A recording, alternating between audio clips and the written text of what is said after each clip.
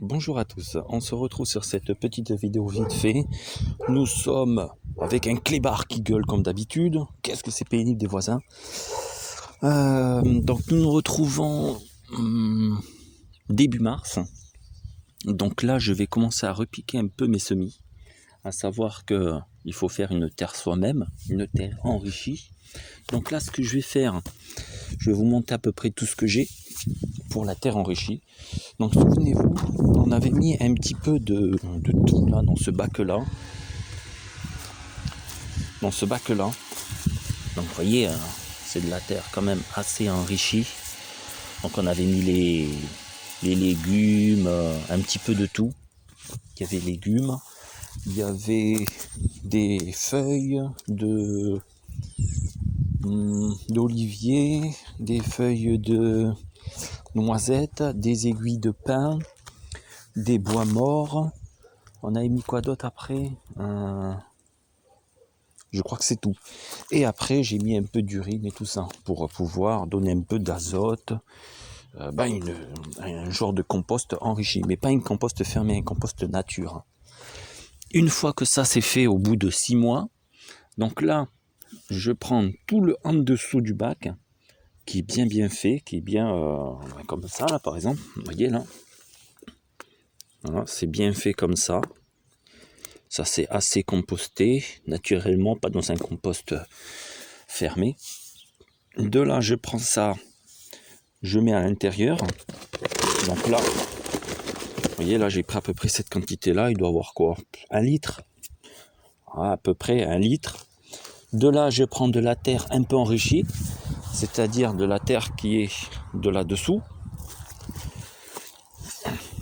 Vous savez, là-dessous, on a mis, au-dessus, on a mis le paillage. Donc le paillage de pin avec des feuilles, des bois morts, etc. Et ce qu'on va faire, donc après, bien sûr, j'ai arrosé pour refaire un peu la terre en dessous. Et ce qu'on va faire, on va retirer un peu le dessus, comme ceci. Hop, et vous voyez, en dessous, la terre, elle est bien belle. Alors ce qu'on va faire, c'est prendre la terre qui est bien humide, bien refaite, etc. en dessous. Ça doit faire à peu près pareil, 6 mois, 8 mois qu'elle n'ait pas été touchée. Donc du coup, les petites bêtes, tout ça, elles ont fait leur travail. Donc là, de ce fait, je vais reprendre ça. Ce qui est déjà fait d'un autre endroit. Hop, c'est ici que je l'ai mis. Et là, ce que je fais, c'est que je vais prendre un peu de quantité de lin. Et je vais mettre ici, pareil, la même chose. Donc 1 litre avec 1 litre. Si vous voulez mettre 10 litres, eh bien, vous mettez 10 litres avec 10 litres. Donc un volume pour un volume. Donc voilà, hop, on met tout ça.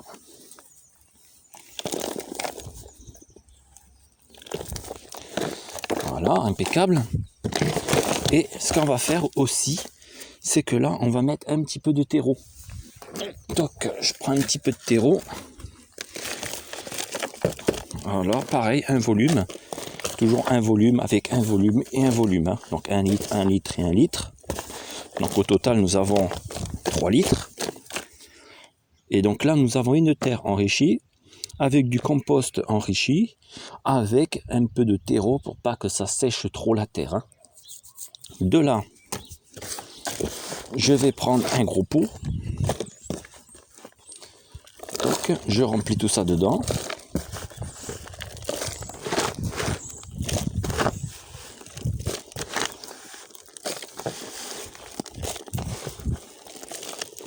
Voilà, maintenant je tasse bien. Toujours bien tassé, sinon ça va pas le faire. Voilà, je remets encore un petit peu par-dessus. Donc ça doit être un pot de 3 litres, 3 litres 5, un truc comme ça. Peut-être un petit peu moins, 2 litres. 2 litres, 2 litres 5, quelque chose comme ça. Voilà, une fois que ça c'est fait, je vais prendre mes tomates. Donc voilà, le semis de tomates. Savoir que ça c'est un semis de... Je crois que c'est que du terreau. Genre, vous savez, le terreau qu'on trouve à Roi-Merlin, là, celui qui n'est pas de top qualité. À 3 euros, 4 euros, un truc comme ça. Et si vous laissez là-dedans, après votre semis, il va végéter, il va plus pousser. Donc c'est pour ça qu'il faut le remettre après, le repiquer et le mettre dans de la terre enrichi, sinon il ne poussera plus. Ce que je suis en train justement de vous montrer. Donc là, hop, je prends la tomate, je la remets bien. Voilà, impeccable. Jamais appuyer au milieu, hein, où il y a le pied, sinon vous allez casser les racines. Et que sur le côté. Vous voyez, comme ça, tout le côté, comme un cercle. Donc là, j'en remets.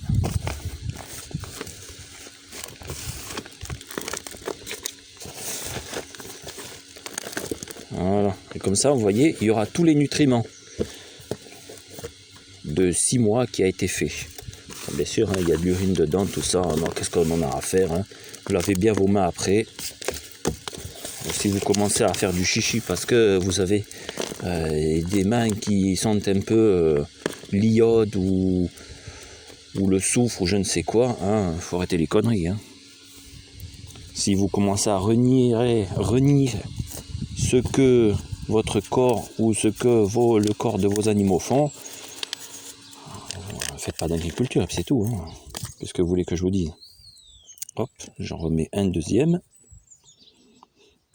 Voilà. On rebouche bien tout ça. Donc moi je mets 3 plants. 3 plants dans un grand bac comme ça. Voilà. On appuie bien tous les côtés du contour du plant pour qu'il soit bien mis à l'aise.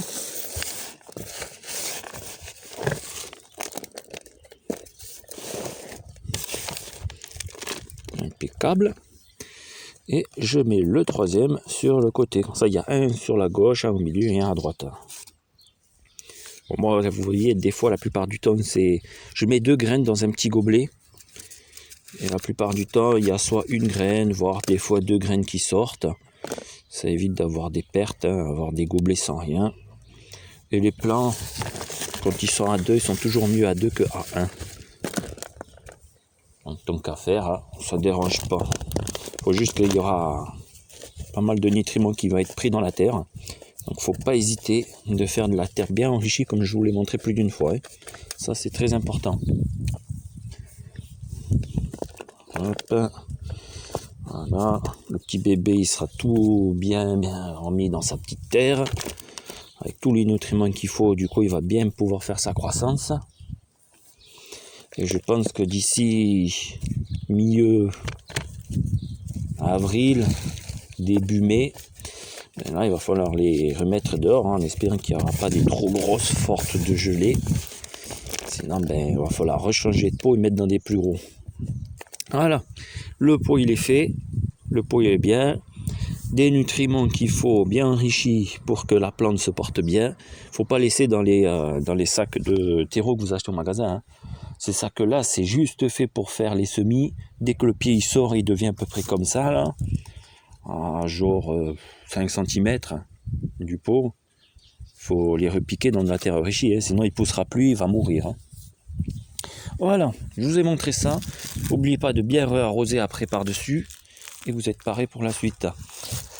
C'est tout ce que j'avais à vous montrer. N'oubliez pas de continuer à faire votre terrain, de bien l'arroser et de bien le travailler, parce qu'après il faudra le replanter d'ici mai. Non, je crois que c'est tout. Hein. Voilà votre travail, hein. Ce sera de tout repiquer comme ça, dans des plus gros pots. Et ça va vous demander pas mal de temps si vous avez des semis. Hein. Parce que si vous commencez à acheter de la terre enrichie, c'est-à-dire terre végétale, vous avez après, c'est un mélange qu'il faut faire, hein, c'est un grand mélange. La terre végétale, vous avez le truc de cheval, là, le crottin de cheval, vous avez les écorces, vous avez la tourbe, et vous avez les écorces. Si vous achetez ces 5 paquets-là, vous faites un mélange, pour faire un rempotage comme ça va vous coûter quelque chose comme 30 centimes le litre, ce qui fait quasiment 3 € pour un pot comme ça. Hein. Faut pas... Hein, vous m'avez compris. Hein. Faut pas abuser de la situation. Moi, si je dois faire ça pour 1000 plants, bonjour, j'en ai au moins pour 500 balles hein, de sachets de semis, de sachets de terre enrichie, tout ça. Faut pas exagérer quand même. Bon, moi je vous montre ces situations-là pour pas se faire dépouiller par ces entreprises. Si vous voulez acheter des sacs et faire vous-même le mélange, c'est vous que ça regarde, hein. Vous êtes libre de faire ce que vous voulez. Moi je vous montre disons des choses qui vous permettent de ne pas vous bousiller le portefeuille. Allez, sur ce, bye bye, et je vous dis certainement dans les alentours de avril-mai. Allez, bye bye.